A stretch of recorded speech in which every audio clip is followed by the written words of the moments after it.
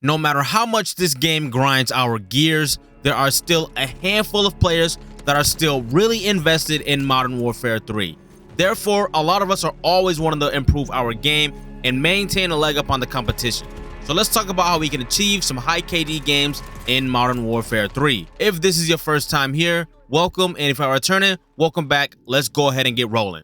So first things first, I know this might not have been what you wanted to hear, but slow down. But this is super important, and if you pay attention to the gameplay here in this video, this is almost twice as slow as how I normally play. So I have a little bit of an analogy. Think of yourself as a hot chick. Now, I am not hitting on you guys, no homo, pause, whatever you guys want to insert right there, go ahead and do that. So think of yourself as a hot chick, and everybody else in the lobby are some thirsty ass men. What is usually the case when these two species come in close proximity? The hot chick kind of just hangs out, maybe with a couple of her girls, maybe moves around a little bit, talks to a couple of guys here and there, but all of the guys there are irrationally just trying to get some ass, essentially. So move stealthily and know your value and know that you have the lobby by the balls. Huh? Slowing down can be important for multiple different reasons. It allows you to be more strategic and cautious, which can help you avoid rushing into unfavorable situations. Next, it also gives you a chance to assess your surroundings, spot enemies, and plan your next move. And taking your time can also help you improve your accuracy. You can hold irons and essentially just let players walk into you. And again, this is not to be confused with camping. If you camp, you will absolutely get punished for it. There is a clip or two in this gameplay where you can see me punishing a camper with assassination animations. So do not camp. Next, use a suppressor. There are both pros and cons to using suppressors in Modern Warfare 3. For the sake of this video though, let's focus on the pros. Since the traditional minimap is back, when you are shooting your silenced weapon, you will not show up on the radar, which is huge if you're trying to go for high KD games. Definitely avoid using that Jack BFB aftermarket part. Not only does it give your position away, but they also nerfed it a good bit. It was fun while it lasted though. Suppressors also reduce the sound of your gunfire, making it harder for enemies to pinpoint your location. On smaller maps, I don't think they're really that effective. Maybe that's just my opinion though. And as you can tell by the gameplay, with the few weapons that I am using a silencer with, it does seem that I have to put significantly more shots into the enemy than what I am used to. Maybe I just suck at the game now though after taking a hiatus. But it can give you a stealthy advantage and allow you to flank and be a little bit more ratty against your opponents. So overall, using a suppressor can just make it difficult for enemies to hear and react to you no matter the situation, giving you a better chance of taking them down before they can respond. So definitely consider using a silencer or a suppressor, whatever the case is, in Modern Warfare 3. Next, this one may be a little bit obvious, but improve your map knowledge.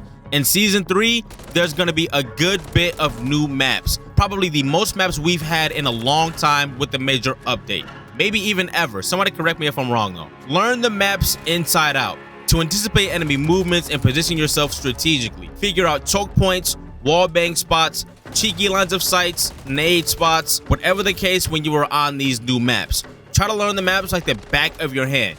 Even if you go into a private match with a couple of your buddies, or maybe even some bots, or maybe your bot buddies. That was very sneaky of you. Take a little bit of time to figure out these things before diving into competition on these maps. Your KD will thank you. Next, if you've been here before, you guessed it, communication. I cannot say it enough on this channel. Communication is not talked about enough when it comes to success in Call of Duty.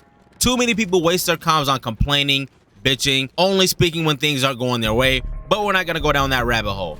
But coordinate with your team to share information about enemy locations and plan your offense. Communication is important in Call of Duty because it allows for better coordination, teamwork, and overall just a better gaming experience. By communicating with your team, you can develop call-out strategies, which can lead to some pretty dominant execution if done correctly. This can lead to more effective gameplay, giving you a leg up on the enemies, which will also improve your KD. Communication can be as small as coordinating a flank, defending or capturing objectives. Whatever the case, talk as much as you think is humanly possible. Additionally, communication helps build a sense of camaraderie and fosters a positive gaming experience. So don't be afraid to use your mic or text chat if you don't have a mic, but communicate with your team. It will benefit you significantly. Next, loadout optimization. Customize your loadout to suit your playstyle and maximize your effectiveness in combat. Another thing that really bugs me about Call of Duty nowadays is all of the copy and pasting when it comes to class setups. What works for your favorite pro or your favorite content creator might not work for you.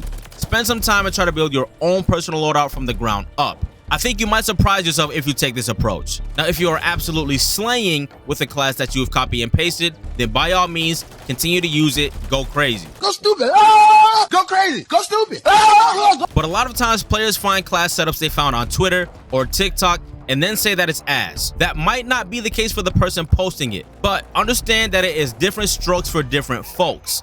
Another thing you have to keep in mind is the input that the player is using for the class. A lot of classes that I, a controller player, tried to put my mouse and keys buddies on didn't necessarily work for them, and vice versa. I do think certain attachments favor controller players and other attachments favor mouse and keys players. That is kind of just a theory of mine, so take that with a grain of salt. Next, movement and positioning. A second ago I mentioned do not camp but play stealthy. Keep moving and use cover effectively to avoid getting caught off guard. Let's talk about a few things here. So we have strafing. Moving side to side while engaging in a gunfight can make you a harder target to hit. Drop shotting. Going prone while shooting can throw off your opponent's aim and give you an advantage. Drop shotting in Modern Warfare 3 is disgusting when you're on the giving and the receiving end. You know, but not in a gay way. Jump shotting or bunny hopping. Jumping while shooting can make it harder for enemies to hit you and sometimes give you a better angle to shoot from, depending on the situation. That is not always the case though. Slide canceling, obviously slide canceling is a big one. Head glitching, which is probably one of the most annoying things about this game in my opinion, next to the cheaters. Using cover in a way that only your head is exposed, giving you an advantage while minimizing your vulnerability. Take advantage of head glitching, but if you're in a lobby with me, I might call you a few names in game chat. If you're subscribed to the channel though, it'll be all love. And this next one here is huge, especially for a game mode like Control. Spawn control, no pun intended. Understanding the spawn points and manipulating them can give your team a huge advantage in objective-based game modes, once again, like Control and maybe Domination. Also, kill streaks. Utilize kill streaks wisely to gain an advantage and increase your kill count. Couple of ideas here. You could use a multi-kill driven streak such as the cruise missile or the SAE. Obviously, those couple of streaks have the potential to give you multi-kills in seconds. But just as good in my opinion is a streak like the sentry gun or a Wilson that can just do its own thing, adding more kills under your belt as you continue doing what you're doing. So focus on kill streaks appropriately if you're going for a high KD game in Modern Warfare 3. If you have any honorable mentions, feel free to drop them down in the comments, and if you made it to the end of the video, thank you for sticking around. If you dug the content, I'll drop 2 more videos for you right here on the screen. One going over the best controller settings in Modern Warfare 3, including minimizing input lag using overclock and more in-game settings, and the other about what bot-like mistakes you should avoid in Modern Warfare 3. Thank you all for your time once again. All y'all take care, and I'm out.